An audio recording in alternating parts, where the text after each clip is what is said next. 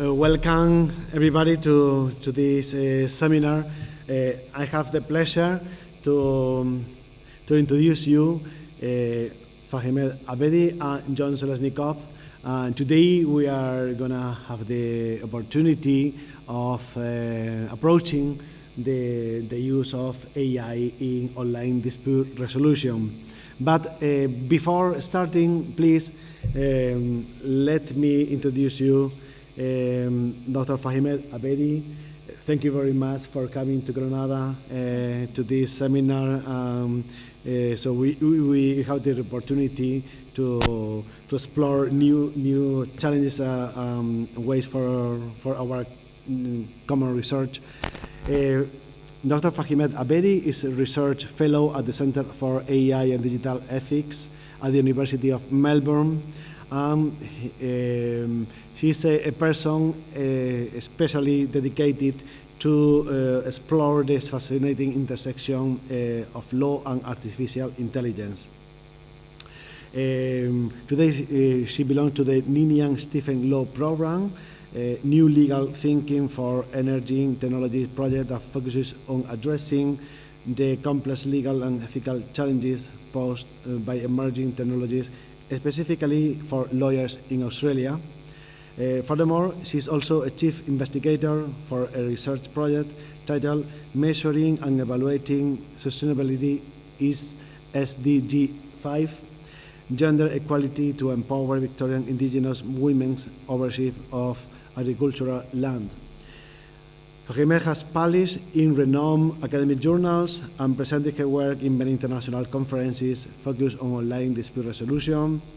Her expertise in ODR is particularly notable as she has made a significant contribution to the field through her PhD research on developing universal standards for fairness, trust, and security in online dispute resolution systems. To my right is Jonh Zeleznikow. Is a well-known professor in the field of AI and law, and really this is the first activity that he's participating in his position of the renewal of the visiting scholar in our research unit of excellence. And I'm not going to introduce more from Jonh Zeleznikow because we all know his expertise for many years. He's a pioneer in the field of artificial intelligence and law and justice for more than 30 years. For more than 30 years, so I don't think that he's needed a special introduction. So, but I'm not going to go further. I'm going to give the floor to Ms. Fahimeh Abedi. So at the end, we can have questions in this field. Please feel free, and I give you the floor, Fahimeh. Okay. I'm delighted to be here, and thank you, Fernando, for introduction, and thank you very much for inviting me.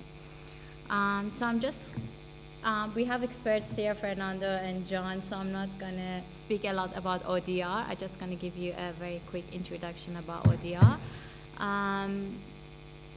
Today I'm going to speak about the use of AI or artificial intelligence for online dispute resolution, what kind of challenges and opportunities ODR is bringing for us. AI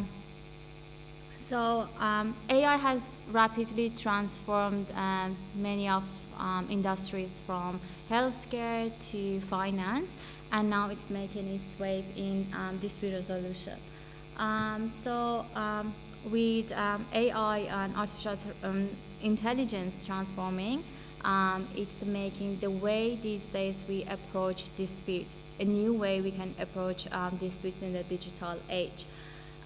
Still, there isn't any universal definition for online dispute resolution. However, we can define ODR as alternative dispute resolution which is ADR methods, which is outside of the court system. Instead of going through the complicated court process, we're going to have the ADR mechanism plus technology.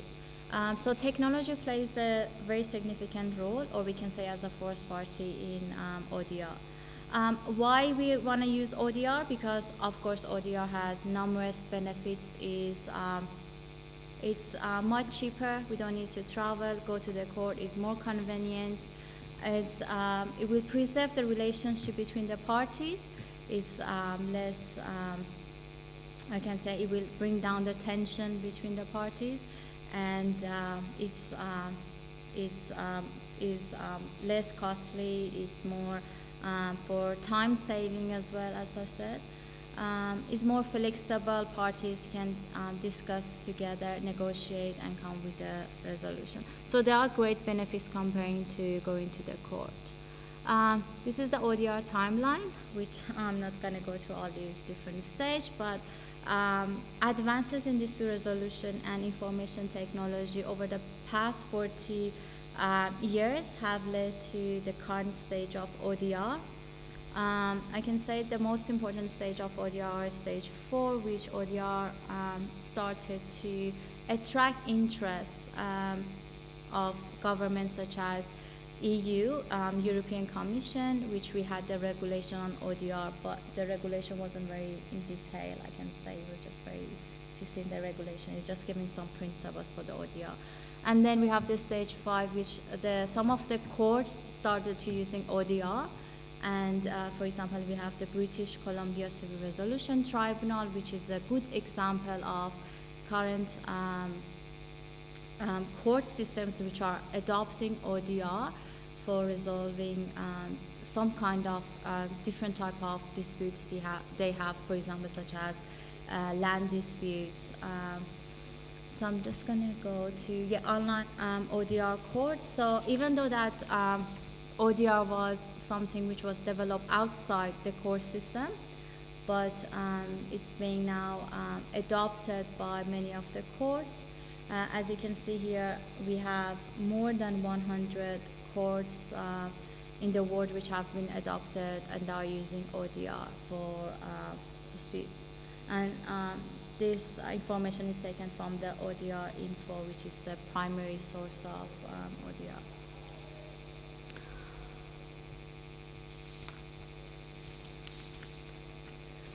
The use of AI in ODR.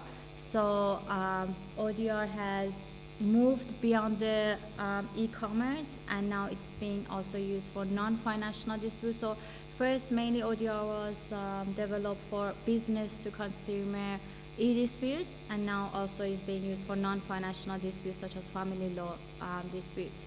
The emergence of COVID-19 pandemic in 2020 emphasized the importance of development of ODR. Especially we saw the use of the ODR for the family disputes and domestic violence. And now we have the use of the ADR, which enhances the efficiency of ODR.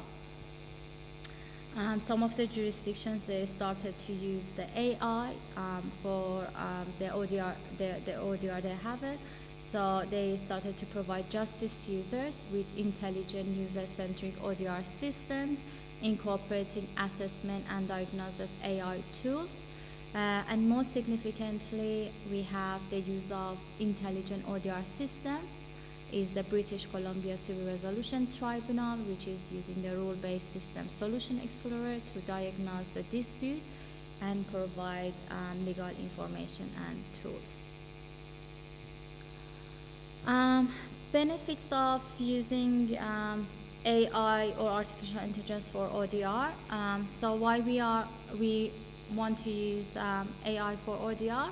So AI can help with achieving resolutions, and also it can support a disputant.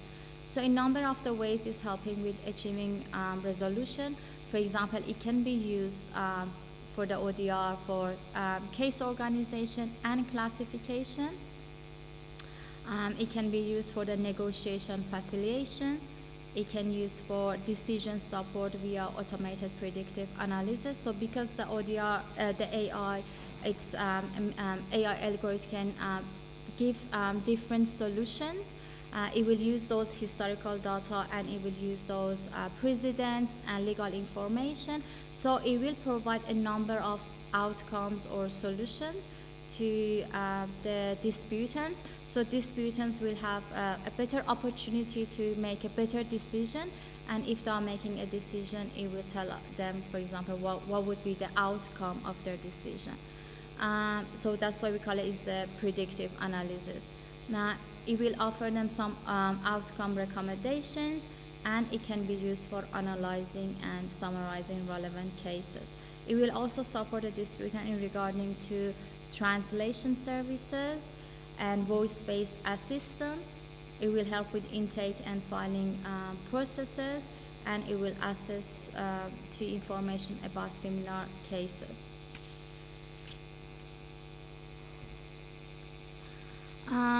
So benefits of using AI. So why we want to use AI in ODR? What are the benefits? So first of all, access to justice. So it will expand access to the justice because especially it will help with the large volume of the disputes which are which are in the, for example, the low value disputes such as business to consumer disputes which are cross-border. So we can say it will expand the justice, it will serve more people. It will enhance efficiency, so we have greater access to resources. It will save time and save money. I can say it's very easy to reach people. We don't need to travel. Creative solutions, so by the use of the AI, it will give us a number of the, it will go through those databases, and the AI algorithm and the machine learning, it will give us a number of the solutions which the disputants have never thought about those kind of solutions. So it will propose them a different solutions and outcomes. Consistency and predictability. With the use of the AI, we can have a consistent outcomes from the ODR system, and this is very important because it will reduce the bias of the human error. Sometimes the humans who are making a decision. So when we have an AI replacement, for example, it will make a decision, it will reduce those kind of human error. And this consistency of the outcomes, it will create trust, because we know that if you have a similar kind of dispute, we can get a similar kind of resolution. So it will bring the trust for the users as well. And emotional dispute management, so it will reduce the tension for the family law disputes, for example. It will preserve the relationships.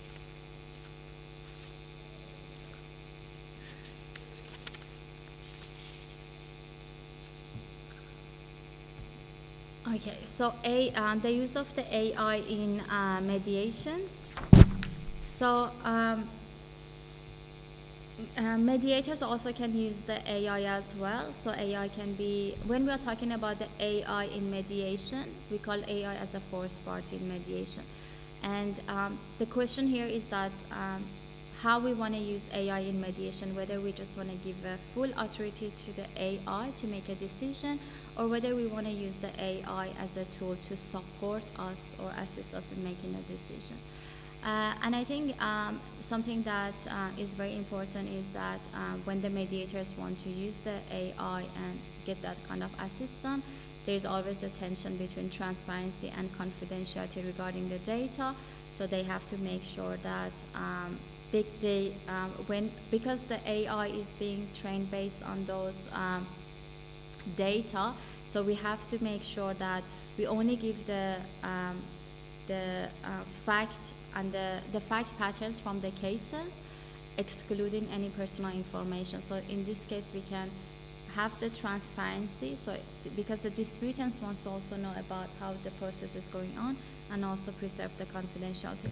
But if I want to go back to the mediation, for example, mediators can use the ChatGPT as an assistant tool, and they can reframe statements, For example, they can ask the ChatGPT as an example, or if they want to use the AI, for example, they can ask the AI to draft a settlement for them. They can say, okay, we want to have these parties in this contract. This is the language we want to use. This is the content of that, and they can have the AI as the assistant here. Also, nowadays we have a ChatGPT, yeah, and ChatGPT is being used. So there are a lot of debates about ChatGPT, whether ChatGPT should be used or should not be used. But I can say ChatGPT can be used as in a positive way, as long as we don't use the personal information of the disputants, because then it will be like as open source, yeah. So to preserve the confidentiality of those information.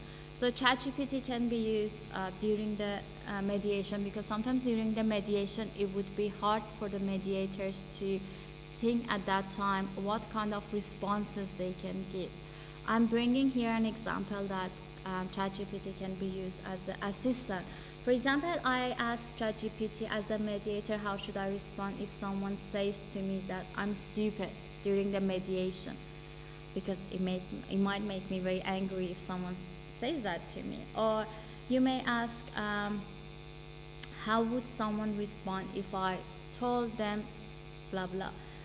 So as a mediator, I asked ChatGPT, and you can see it gave me 3 responses. But if you look into statement 3, it says that you can acknowledge the person's statement briefly, and non-confrontationality. For example, you could say, I hear your frustration and I understand that you may be feeling upset. However, it is important for us to focus on the issues at the hand. So ChatGPT actually can be helped during the mediation. Also, we can use the ChatGPT as a role-playing simulations for in the mediation. So these are the ways that the AI can support us or assist us, or for suggesting some strategies. So trainees, for example, they can ask guidance from ChatGPT during the mediation. Or, for example, you can give a rule to the ChatGPT and say, we have a neighbor who they have a fence kind of dispute, and then ask the ChatGPT to play the role of the neighbors, and you can play the role of the mediator. So these are the ways that the ChatGPT can help. But let's go back to the challenges. So it's not always 100% good to use AI in ODR. There are still some challenges that we need to overcome those challenges. So security, so data security. So as I said before, AI systems are heavily relied on data collection and analysis. So these data sometimes, they usually include the sensitive and confidential information about parties. We have to make sure that these data are secure. So the security is very important. And when we maintain the security, we also can bring the trust for the users. So we can use the data encryption, we can use the secure storage practices, and we have to make sure that these data are secure. And also these, and in the meantime, security is important, but we have to make sure the process is also transparent. So that can be as a challenge. Data quality, so AI algorithms which are being used in the ODR system are developed based on historical data, and these data might have some kind of biases which are presented in society. So if these biases are not carefully identified, they might cause some biased outcomes. So it's very important to address these kind of the challenges. For example, we can try to have the input from different I can say different groups in the society. You can use a different type of a data to make sure that these data are not biased.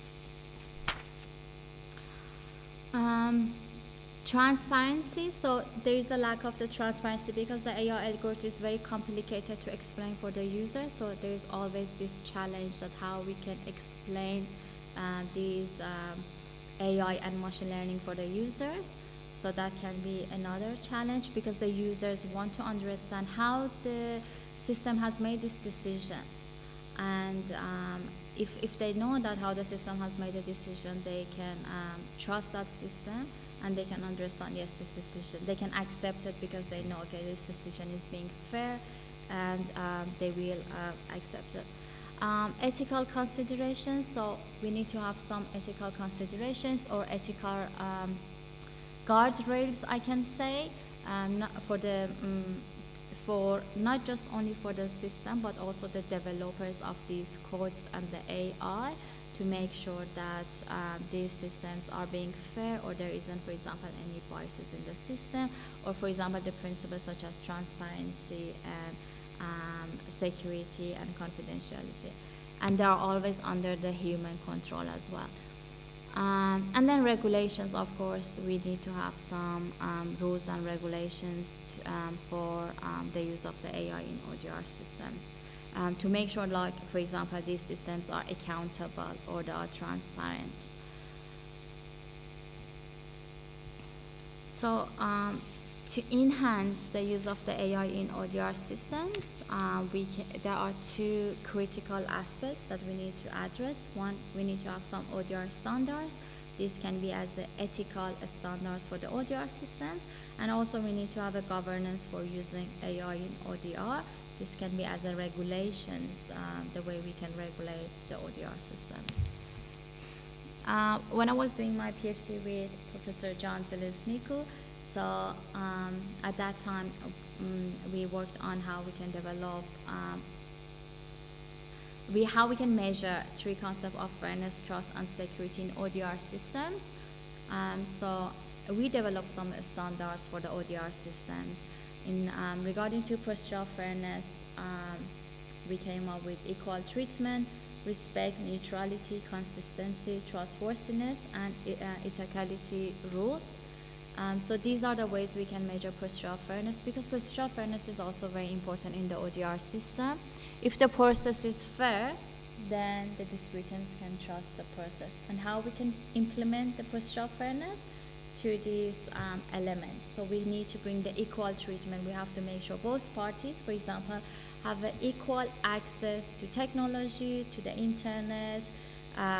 They have the same language. If they don't have the same language, we need to provide them with a translator. We have to respect them regardless of their social statute in the society. We have to make sure they have access, for example, to a bio of the neutrals, for example, to trust. And then for the trust as well, the knowledge, how we can bring the knowledge, because the knowledge is an important element. If I know how the system works, if I know who is my mediator, who is the arbitrator, so I can actually trust the system. And without the trust, we will not have the users of the ODR system. And then the expectation of the fairness and the code of the ethics. So all of these elements, and security as well. So all of these elements are really tied together. We cannot say our system is, for example, fair, but it's not secure. The information is going to be used by other people in other part of the world. Or to create the trust, we need to make sure the system is secure. We have to make it fair. So all of these three elements are really tied together, and eliminating one means that losing the other aspects of ODR. So I'm not just going to discuss about this because it will take a lot of time.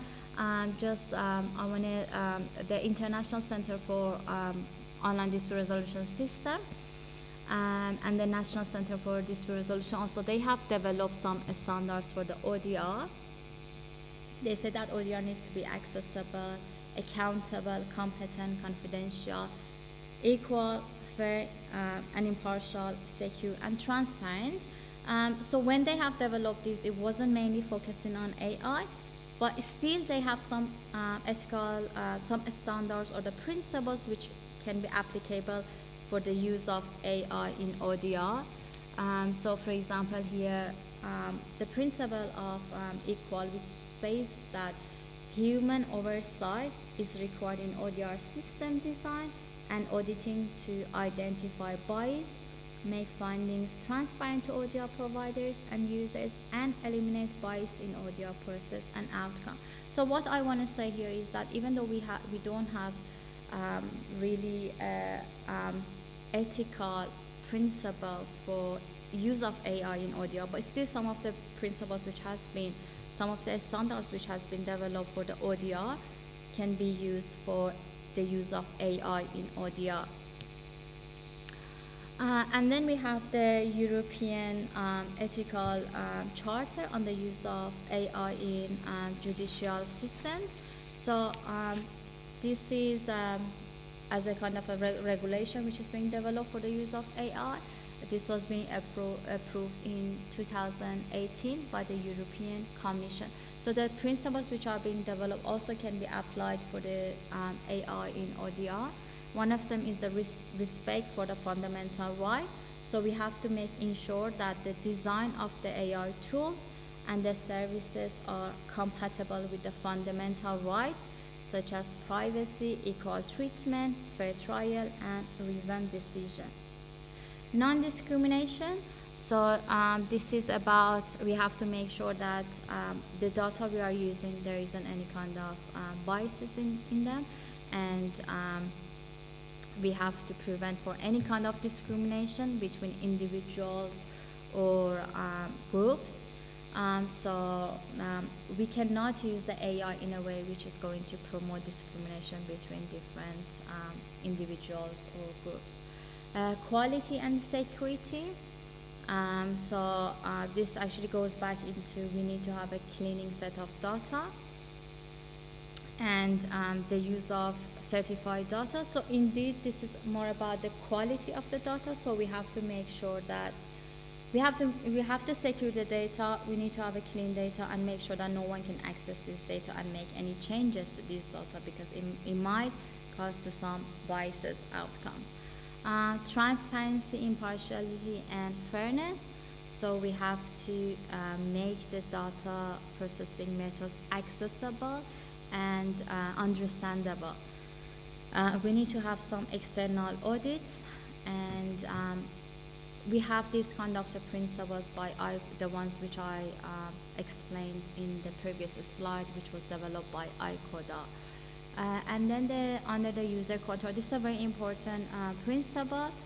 We always have to have the control over the use of the AI in ODR systems, and we cannot just unleash that and just let the AI to make this decision. We shouldn't give the full authority and the power to that.